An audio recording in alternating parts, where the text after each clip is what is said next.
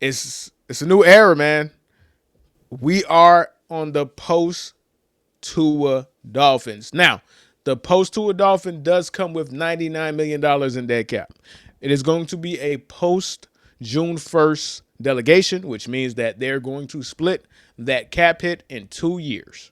67 the first year, 33 the next year. I don't know why they don't just get it done with at once, but then the bombshell happened. And then I was like, oh, that's why it's a post June 1st delegation, guys. So, guys, let's talk about this, man. Let's talk about this. Y'all signed Malik Willis. You guys signed Malik Willis. Me and Rod did a whole episode where we're like, yo, this has to be a smoke screen. This has to be, the Dolphins just have to be a negotiating tactic for Malik Willis to try to get more money, because it makes sense for the Dolphins to want to sign Malik Willis based off of who is in the Dolphins front office. However, there was one thing holding me back from actually thinking this, I would ever see this, is because I made the point, and I guess I'm wrong, clearly, that it does not make any sense to have all this dead cap and sign a bridge quarterback. You can't tank and try to play for the future at the same time. Bad teams do that. Bad regimes do that. Bad organizations do that because no, they don't want to commit to either side. I clearly had more faith in this regime than they deserve because they did exactly what bad teams do. Try to have both feet. You try to have both feet in the pond. Try to dip both toes in the pond. Don't dip your toe in it, man. Go all the way. One way or the other. Go all the way. And this is a sign of a team that still can't bring themselves to do it. It financially does not make sense to go get Malik Willis when you have all of this dead cap space and you trade away all your good players. What do the Dolphins think through this regime? And I guess they have the hubris because they come from a team that is traditionally good at drafting. Or do they think they're going to go 100% in the draft? They're just going to hit everything in the draft? Rod? I mean, listen, Herbie. I when it comes to Green Bay, I'll tell you how I felt when I seen this move. Right, I might as well just get into it. When I saw that we signed Malik Willis, Herbie, I felt two ways about it, and actually the fan base is pretty split on it. Right, on one hand, did I want to give this guy $22 million a year? Not really, but when you consider the deal that he got, I'm not. I'm actually when I looked at the breakdown, like the signing bonus, how much money he's gonna make. Yeah, it's only 50, it's only 45. Yeah, it's It's only five 40. more. It's $5 more million than what Justin Fields got, and 15 more million than what he got guaranteed. Right. Right.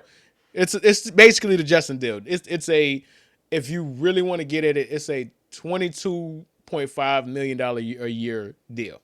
Right. So financially, it's not that bad. Right. But I think what it comes down to, Herbie, and I agree with your point on if you're going to if you're gonna dip your toes in the water, you might as well just get all the way in the water, right? You might as well just jump in. What it seems to me, and this is how I'm trying to reason with it because I don't want to jump the gun, right? Yeah, Like of course, obviously. this new regime, they're just getting started, and the Dolphins, given our history, any move that anybody has ever made has usually turned out badly. So it's and this is eerily similar to the type of moves that we have generally made. But I will say this: I can at least understand a little bit of the reasoning, and what I mean by that is number one, Malik Willis, for what it's worth, Halfley and Sullivan, they know him. They Yeah, spent for two sure. years. They've seen him in practice. Halfley's defense went against him when he was with the scout team. And for what it's worth, I know he only had 3 starts in Green Bay, and this is like some Matt Flynn BS, right? Like a guy getting paid off of either one great start or a few really good starts.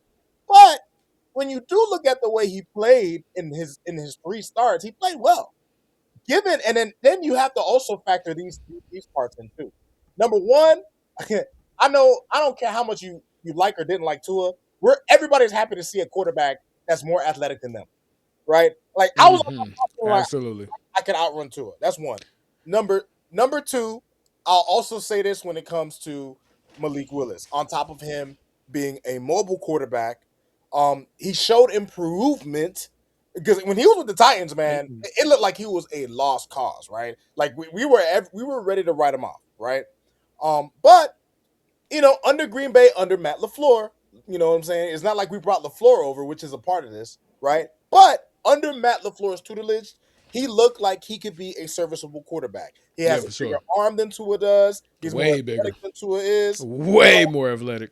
So he presents some qualities that we were severely missing, and when you consider how bad this team is going to likely be next year, considering the way we've traded away key players from the previous regime, considering how historically bad our offensive line has been for a decade plus, I think what the Dolphins are doing, Herbie, in a weird way, is that even it might look like they're dipping their toes in both waters, but I think they're just trying to see if Malik could work, right? And the way it is, if Malik doesn't work out, we draft a quarterback in 2027. If it turns out that Malik is better, if he turns out to be the black Sam Darnold, right? Which I'm not expecting that, trust me. But I think they're just rolling the dice when it comes to him.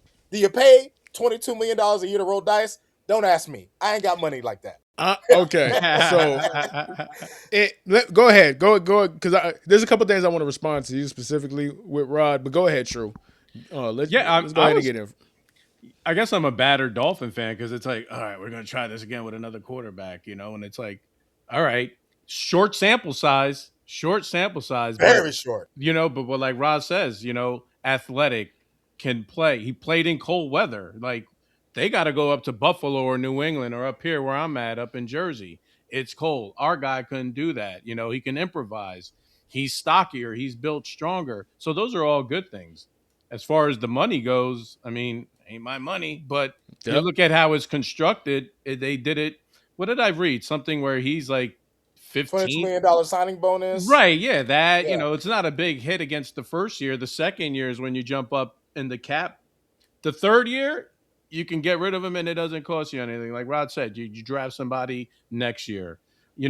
I think this means they're not going to move a Waddle or an Achane because why do you bring him Oh, in? absolutely not. Now you're going Absolutely to, because not. you see the rumors, Achane, but I mean, No, you don't do this unless you're and going then to keep those guys. correct. So, I mean, and I think it helps with this new regime. Like they're trying to build a winning culture. This isn't 2019. We're tanking type of stuff.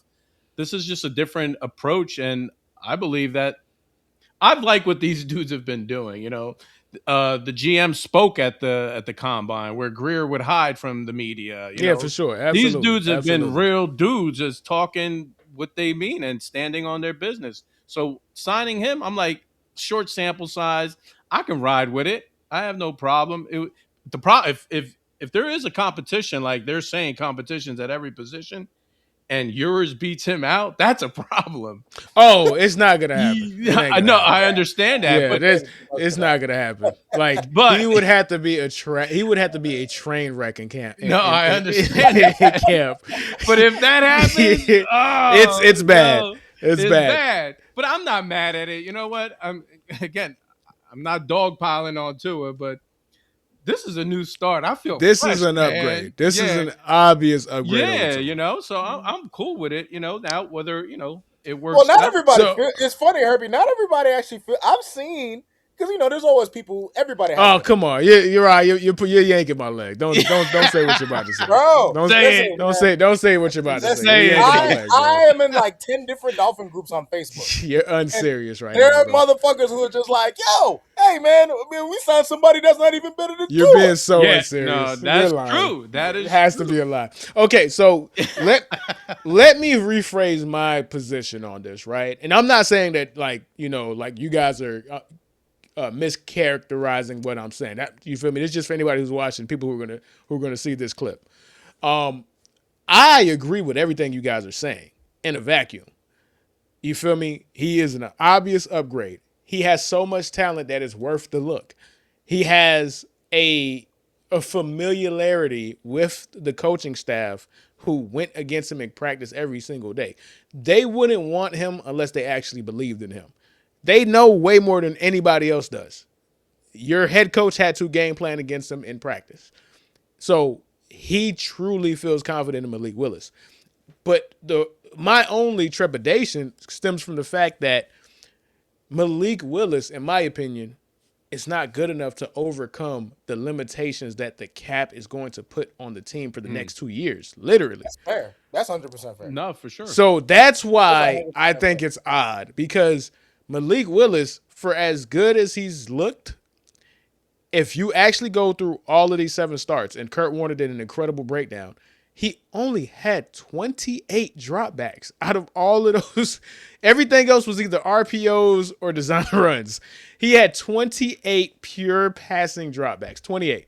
He was really efficient when he passed the ball, but he didn't really pass the ball that much, right? So that is kind of scary. So if it's Tom Brady that you got for $22 million, Tom Brady could carry a bad offense. Tom Brady could make the surroundings better than what is available to him. I don't think Malik Willis can. Listen, if he is that dude, you got somebody for the Lowski, dog.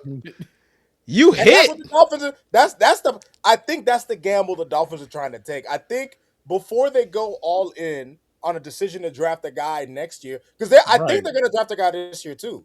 Yeah, they said for sure. they have plans to draft a guy. They'll probably draft somebody late, like a 5th round pick, something like that, right? Just to see, right?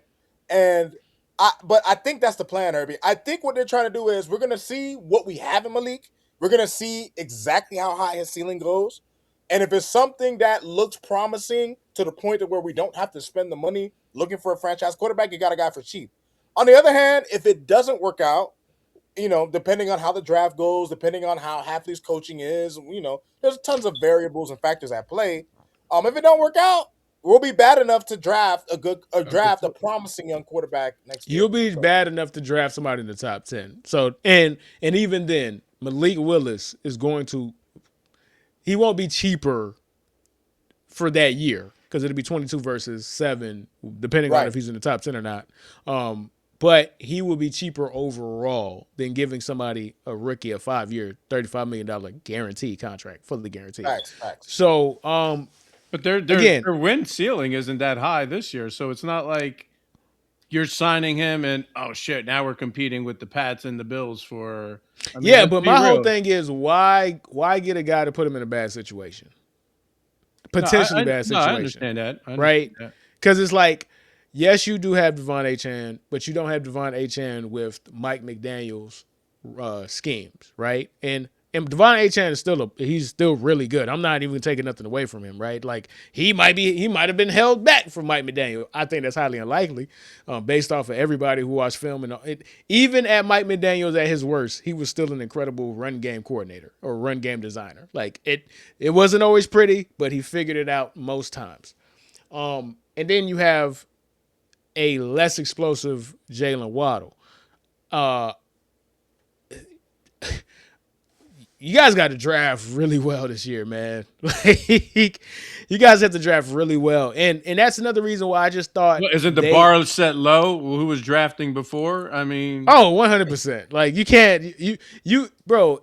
You could trip. I rolled a dice with these guys. What do I got? You could not take your foot off the floor and still trip over. That's how low the bar was based off of Chris Griffin. Like, you could moonwalk and still trip. That's how low the bar was. You know what? I think I also thought, and maybe you guys let me know what you think. I also thought that them signing Malik Willis was a testament to Sullivan saying, "Y'all watch." Like I feel like they signed him like. I feel like he was probably a big part of a lot of the talent they drafted in Green Bay. That's what's been said. That's what we hear. There's always good things that come out of new hires, right? When you hire a guy to tell you he was, Aaron Rodgers' best friend or Peyton Manning co-signed him, like Adam Gase, right? You always hear all the fuzzy good things, right? But I do. I like Sullivan's confidence, man. I like Hafley's. So do I I like their energy. Yeah. They believe it, I right? can say that. They believe it. All right, that's a good thing to end it on. So